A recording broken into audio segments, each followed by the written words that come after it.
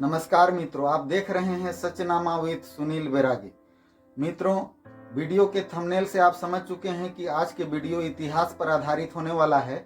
झेलम का युद्ध, जिसको संस्कृत में बीतस्ता का रण और अंग्रेजी में बैटल ऑफ हाइडेस्पेस बोला गया है, इस पे आधारित होने वाला है और इसके मूल्यांकन पर होने वाला। तो बात करते हैं एलेक्जेंडर, जिनको भारत में सिकंदर के नाम से जाना जाता है।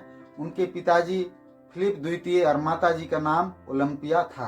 20 जुलाई 356 ईसा पूर्व में मैसेडोनिया, जिसको भारत में मकदूनिया बोलते हैं, वहां उसका जन्म हुआ था। मकदूनिया के शासक फिलिप द्वितीय ही हुआ करते थे, जो कि यवन ग्रीक किंगडम और यूनान किंगडम का एक हिस्सा था। सिकंदर में बचपन से ही कुशल नेतृत्वकर्ता का गुण, कुशल संगठनकर्ता का गुण और वीर योद्धा का गुण प्रफुल्लित होना शुरू हो गया था। अपने टीन एज में बुसेफेलस नाम का एक खतरनाक घोड़ा को अपना काबू में किया और हमेशा के लिए उसको अपना मित्र बना लिया था।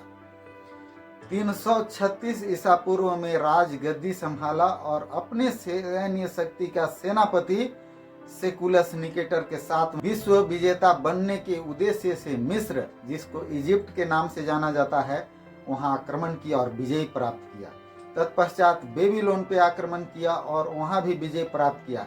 ईरानी पार्सियन सभ्यता बहुत पुराना था और उसका विशाल क्षेत्र था, वहां भी आक्रमण किया और उसको भी विजय प्राप्त किया। और भारत में आक्रमण करना चाहता था। इसके पश्चात चीन, रसिया होते हुए विश्व विजेता वो बनना। यूनानी इतिहासकार हेरोडेटस से भारत के बारे में बहुत अच्छा लेख सुन चुका था। भारत को सोने की चिड़िया कहते हैं, ऐसा उसने पहले से जान चुका था, इसलिए भारत उसके लिए हमेशा के लिए आकर्षण का केंद्र रहा था। 326 ईसा पूर्व में भारत के तटीय क्षेत्र में उसकी सैन्य टुकड़ी आ गया था, जो कि अलग अलग साम्राज्यों से विशाल एक सैन्य टुकड़ी उसके खेमे में था। उस समय तक्षशिला का राजा अंभी कुमार हुआ करता था, जो कि अभिसार किंगडम का एक पार्ट था। और वो अंभी कुमार ने अपने पड़ोसी राजा को नीचा दिखाने के लिए और या डर कर सिकंदर के सामने उसने समर्पण कर दिया और सिकंदर के लिए जो है ना एक भोज पार्टी का आयोजन किया और सिकंदर को अपना सैन्य टुकड़ी भी दिया और सैकड़ों हाथी का दास्ता भी जो है उसको सिकंदर को समर्पण किया। सिकंदर वहां निकैया नाम करके एक शहर का स्थापना भी अपने नाम से किया और सिकंदर पहुंच चुका झेलम नदी के तट पर, जिसको बीतस्ता नदी भी बोलते हैं। झेलम नदी के इस तरफ जो है महाप्रतापी राजा पुरुषोत्तम, जिनको पुरु या पौरुष बोलते हैं, उनका राज्य काल चल रहा था। उस समय तक सिकंदर को समझ में आ चुका था कि राजा पौरुष अंभी के जैसा नहीं है।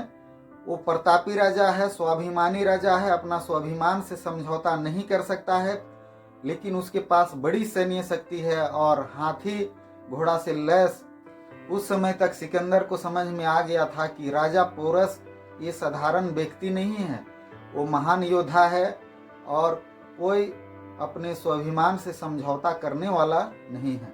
फिर भी अपने राजदूत को समझौता के लिए सिकंदर ने भेजा, क्योंकि उनको संशय हो गया था कि उसका हार भी हो सकता है और विश्व विजेता बनने का सपना उसका चकनाचूर हो सकता है।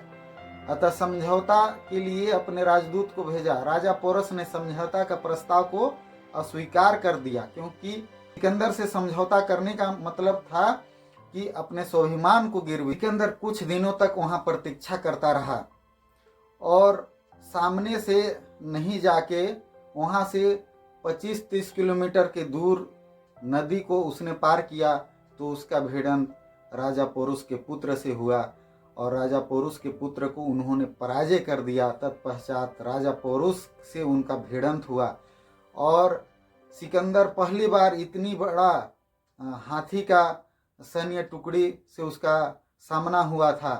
अंभी कुमार ने उनको हाथी जो है भेंट स्वरूप प्रदान किया था, लेकिन राजा पोरस का हाथी बहुत ट्रेंड किया हुआ था और इस प्रकार से जो है विशाल युद्ध हुआ। भयंकर युद्ध में जो है सिकंदर का पराजय हो गया। राजा पोरुष ने सिकंदर को प्राण दान दे दिया। सिकंदर अपने पराजय के तत्पश्चात अपनी जो बची खुची सैन्य टुकड़ी था उसको लेके यूनान के तरफ जो है प्रस्थान करने लगे। तो उनको अपने गुरु अरस्तु का याद आने लगा। अरस्तु बहुत बड़ा दार्शनिक थे।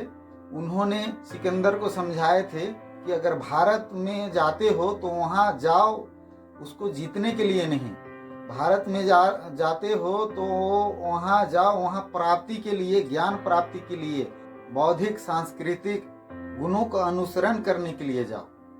अरस्तु में इतना ज्ञान उसके गुरु प्लेटो के गुरु सुकरात से आया था। यही सब याद से सिकंदर लौटते के समय कुंठित मानसिकता और आत्मग्लानि से जो है बेबीलोन में 323 ईसा पूर्व में सिकंदर का मृत्यु मात्र 33 वर्ष की आयु में हो गया। अब बातें इतिहास की आती है तो इतिहास में जो है सिकंदर को महान बोला गया, पोरस को महान नहीं बोला गया। यहाँ तक कि पोरस के इतिहास को भारतीय इतिहासकारों ने मतलब विलुप्त कर दिया गया। विदेश के इतिहास में पोरस का कुछ कुछ जिक्र जो है होता है। और सिकंदर अपने साथ में दो विशेषकर इतिहासकार को लाए थे जिनका नाम अरिस्टोबुलस था और सिनेक्रिस्टस था। और उनके जो सैन्य सेनापति में जो जल सेनापति थे नियार्कस, वो भी इतिहास को लिखते थे। और उनके खुद के राजा के बारे में वो कैसे इतिहास लिख सकते हैं आप लोग समझ सकते हैं मित्रों। अब बात रही इतिहास में बोला गया कि ब्यास नदी बहुत उफान पर था और घनानंद का राजा घनानंद का इधर बहुत मतलब बोलबाला था। इससे जो है सिकंदर के सैनिकों में जो है डर की भावना आ गई था। सिकंदर के सैनिक जो है ब्यास नदी पार ना करना चाहा, इसीलिए सिकंदर को लौटना पड़ा।